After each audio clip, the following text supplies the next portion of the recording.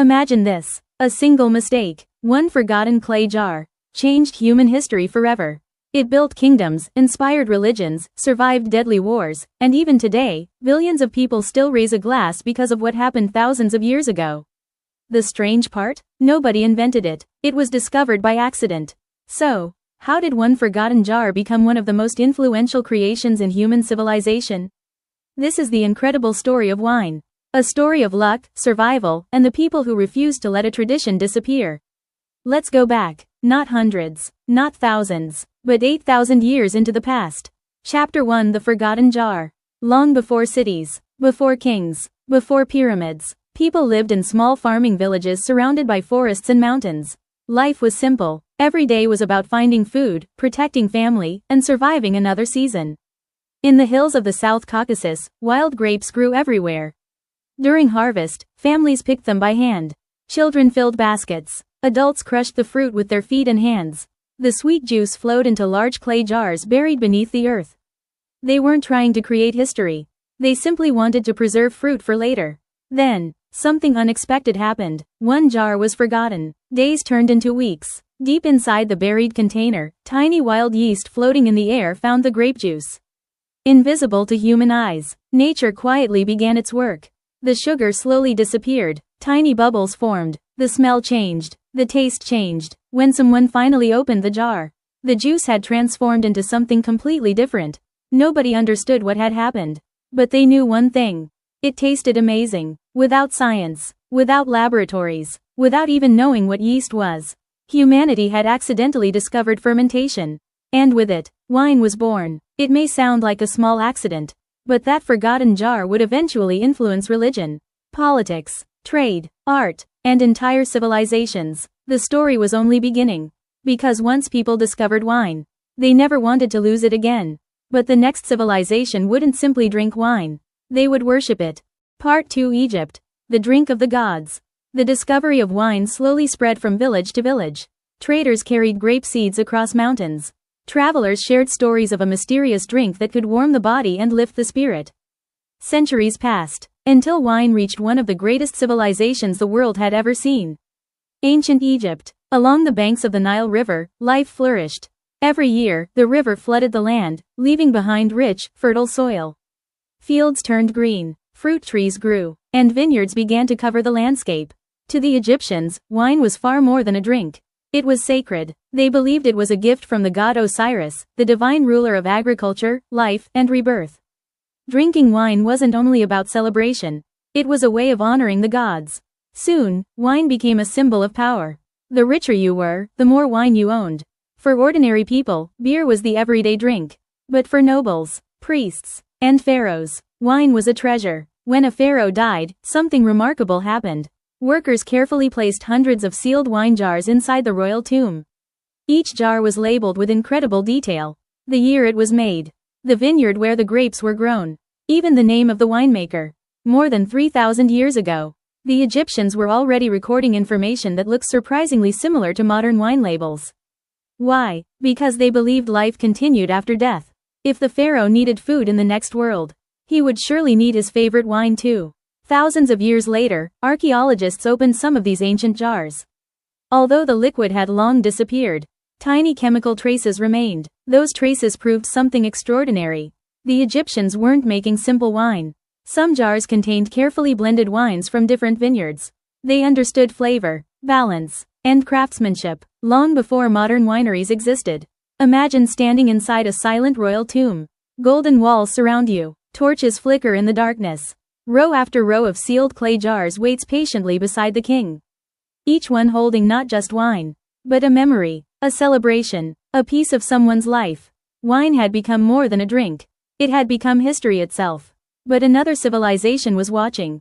A civilization that would build roads across continents, conquer kingdoms, and carry wine farther than anyone thought possible. The Romans were coming, and with them, wine would conquer the world. Part 3: Rome. The empire that spread wine across the world. The Roman Empire didn't just conquer lands. It conquered ideas. From the deserts of North Africa to the forests of Britain, Roman soldiers marched farther than any army before them. Wherever they built roads, they built cities. Wherever they built cities, they planted vineyards. To the Romans, wine wasn't a luxury. It was part of everyday life. Rich or poor, soldier or senator, almost everyone drank it. Fresh water wasn't always safe, so wine, often diluted with water, became a common drink across the empire. But Roman leaders understood something even more powerful. Wine could unite people. A shared drink could help strangers become neighbors. It could turn conquered lands into loyal provinces. So as the empire expanded, grapevines traveled with it, across what is now France, Spain, Germany, and beyond. At first, many local people were skeptical. Why plant unfamiliar vines? Why trust the customs of foreign rulers? But year after year, the vineyards grew. Generations passed. Families learned the craft, and regions that are now famous around the world began their journey. Places like Bordeaux, Burgundy, and the Rhine Valley owe much of their early wine culture to the Romans. What began as an imperial project slowly became a local tradition. Yet success brought a new problem. The farther wine spread, the more competition Italy faced. Then came Emperor Domitian. He believed too much wine was being produced outside Italy. To protect Italian growers, he issued a strict order. Many provinces were forbidden from planting new vineyards. On paper, the law looked powerful. But ideas are difficult to control. Farmers quietly ignored the rule. Hidden vineyards appeared in valleys and on distant hillsides. The knowledge had already spread. There was no turning back. For a time, the empire still looked unstoppable. Its roads stretched across continents. Its armies seemed invincible. Its cities were filled with life. But history has a habit of surprising even the strongest empires. In the centuries that followed, Rome weakened. Civil wars divided the empire. Enemies attacked its borders. Trade slowed. Cities emptied. And finally, the Roman Empire collapsed. The roads remained. The buildings remained. But many vineyards did not. Across northern Europe, fields were abandoned. Without Roman merchants to buy wine. Without Roman soldiers to protect the land. Thousands of vineyards disappeared. For many people, wine became a fading memory. It seemed as though one of humanity's oldest traditions might quietly disappear forever. But history wasn't finished. Far from the battlefields, inside quiet stone monasteries, a small group of men was preparing to save something the world didn't even realize it was losing. Part 4: The Monks Who Saved Wine. When the Roman Empire collapsed, many people believed the age of wine was over. Vineyards disappeared beneath weeds. Stone wineries slowly crumbled. The knowledge that had taken thousands of years to build was beginning to fade. For nearly 2 centuries, much of Europe turned to beer and ale. Wine became rare. Some villages had not seen a bottle in years. It seemed history had reached its end. But while kingdoms rose and fell, a different battle was being fought. Not with swords, not with armies, but with patience. High in the hills, hidden behind thick stone walls, lived communities of monks. Every morning before sunrise, they prayed, they worked, they studied. Their lives were quiet, simple, disciplined, yet they carried an enormous responsibility. Wine was essential to Christian worship. Without it, one of the church's most sacred ceremonies could not be performed. So the monks made a decision. If no one else would protect the vineyards, they would. At first, it wasn't easy. The land was colder than the vineyards of ancient Rome. The winters were longer. The harvests were unpredictable. Many vines died before they produced a single grape. But the monks refused to give up. Instead of relying on luck, they relied on observation. They carefully recorded everything. Which hills received the first morning sunlight? Which valleys trapped cold air? Which soils held moisture after rain? Year after year, they compared results. One season taught them something new. The next season made them even better. Without realizing it, they were practicing one of the earliest forms of agricultural science. Generation after generation, their notebooks grew thicker. Their vineyards grew healthier. Slowly, wine returned to Europe. But the monks had done something even more important. They discovered that tiny differences in soil, sunlight, and climate could completely change the taste of wine. 2 vineyards standing only a few hundred meters apart could produce grapes with completely different flavors. Today, experts call this terroir. It is one of the most important ideas in modern winemaking. And it began with patient monks walking through vineyards centuries ago. Imagine standing beside one of them. The morning air is cold. Mist covers the hills. A monk kneels beside a single vine, examining its leaves as if it were a priceless treasure. He has no microscope, no laboratory, no modern science, only careful observation. And yet, his quiet work will influence winemakers for hundreds of years. Sometimes, history isn't changed by kings. Sometimes, it is changed by ordinary people who simply refuse to let knowledge disappear. The monks believed they were preserving a tradition. They had no idea they were preparing the world for its next great surprise. Because in a cold cellar in France, a young monk would soon hear bottles exploding in the middle of the night. What looked like a disaster would become one of the world's greatest celebrations. Part 5: The Accident That Created Champagne. The year was 1668. In the rolling hills of northeastern France, a quiet Benedictine monk named Dom Perignon walked through the vineyards of the Abbey of Hautevillers. Every grape mattered, every harvest mattered, because one bad season could ruin an entire year's work. Dom Perignon wasn't trying to invent something new. His only goal was simple: to make the clearest, purest wine possible. But nature had other plans. Champagne was a cold region. As winter arrived, temperatures dropped so low that the yeast inside many barrels stopped working. The wine seemed finished. The monks sealed it into bottles and stored it underground. Then spring arrived. The cellars slowly became warmer. The sleeping yeast woke up. And fermentation began again. Inside sealed glass bottles, pressure started building, more and more, until one night, bang, a bottle exploded, then another, and another. Within days, the cellar echoed with the sound of shattering glass. Some monks called it the devil's wine. They believed the bubbles were ruining everything. Broken bottles injured workers. Entire batches were destroyed. Years of hard work disappeared in seconds. Most people would have given up.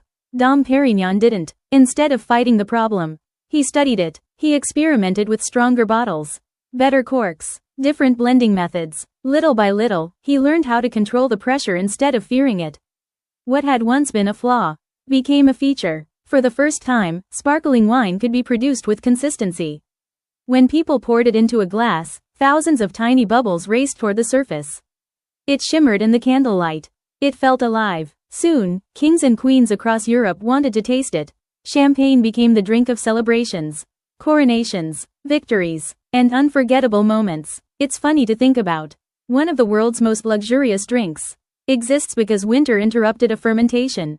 A simple accident turned into a global symbol of joy. But while Europe celebrated sparkling wine, a silent enemy was already making its way across the Atlantic Ocean. It had no army, no king, no warning. It was smaller than a grain of rice.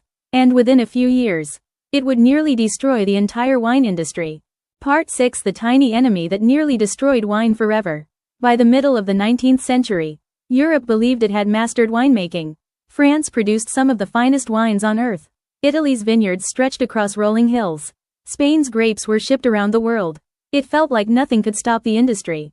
Then, something almost invisible arrived. It crossed the Atlantic hidden among imported plants from North America. No one noticed it. No one feared it. At first, the creature was called phylloxera. It was no bigger than a pinhead. But what it lacked in size, it made up for in destruction. Instead of eating the leaves, it attacked the roots. Deep underground, hidden from sight, the vines slowly weakened. Their leaves turned yellow. Their fruit stopped growing. Then they died. Farmers had no idea what was happening. One healthy vineyard after another simply vanished. Some blamed bad weather. Others believed the soil had become cursed. A few even thought it was a punishment from God. But the real enemy was beneath their feet. Within a few decades, millions of vineyards across Europe had been destroyed. Entire villages lost their livelihoods. Families who had cared for vines for generations watched their fields turn into graveyards. Some sold everything they owned. Others left their homes forever. It was one of the greatest agricultural disasters in history. For a moment, it seemed as though the story of wine was finally coming to an end. Then, an unexpected discovery changed everything. Scientists noticed something strange. Wild grapevines from North America were surviving. The insect attacked them too. But they didn't die. Over thousands of years, those vines had evolved natural resistance. The solution sounded almost impossible. Keep the famous European grape varieties, but graft them onto strong American roots. European grapes, American roots, one plant. At first, many winemakers rejected the idea. They believed it would ruin the taste forever. But there was no better choice. Slowly, vine after vine, vineyard after vineyard, Europe was reborn. The grapes still produced the flavors people loved, but hidden beneath the soil. Their roots came from another continent. Here's something incredible. The chances are extremely high that if you've ever enjoyed a bottle of French, Italian, or Spanish wine, the vine that produced those grapes was growing on American roots. One tiny insect changed the DNA of the wine world forever. Sometimes, survival doesn't mean staying the same. Sometimes, it means adapting. The wine industry had survived another disaster. But one final challenge remained. For centuries, the world believed that only one country made the greatest wine. Then, a single blind tasting shocked the entire planet. Part 7: The Day the King Lost Its Crown. For hundreds of years, one country stood above all others. France. If someone asked where the world's greatest wine came from, almost everyone gave the same answer. French vineyards had become legendary. Their names were spoken with respect. Many believed no other country could ever compete. Then came a quiet afternoon. In 1976, a British wine merchant named Stephen Spurrier had an unusual idea. He invited some of France's most respected wine experts to a blind tasting in Paris. The judges were confident. After all, they had spent their lives tasting the finest French wines. What they didn't know was that several bottles on the table had come from a place most of them barely took seriously.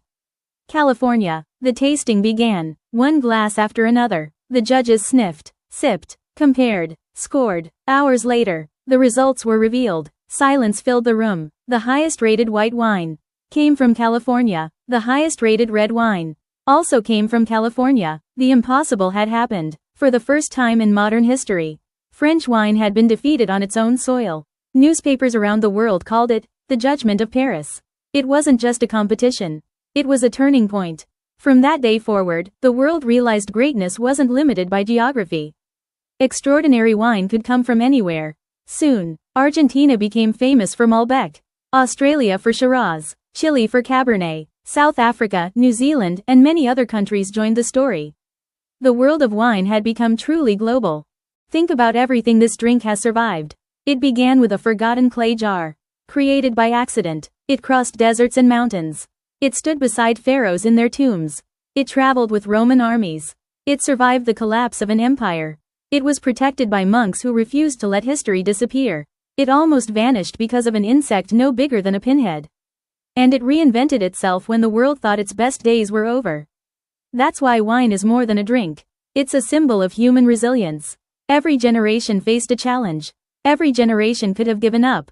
Instead, someone planted another vine. Someone filled another jar. Someone believed the story deserved another chapter. And maybe, that's the real lesson hidden inside every glass. The greatest things in history rarely survive because they're perfect. They survive because people keep believing in them. The next time you see a vineyard stretching across a hillside, or watch someone pour a glass of wine, remember, you're not just looking at a drink. You're looking at 8,000 years of human determination, curiosity, failure, and hope. One forgotten jar changed the world, and somehow, its story is still being written. If you enjoyed this journey through history, tell me in the comments, which moment amazed you the most? Was it the forgotten jar that started everything?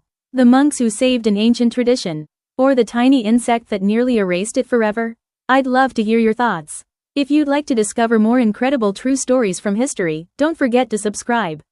Until next time, stay curious, because the greatest stories are often hiding in the most ordinary things.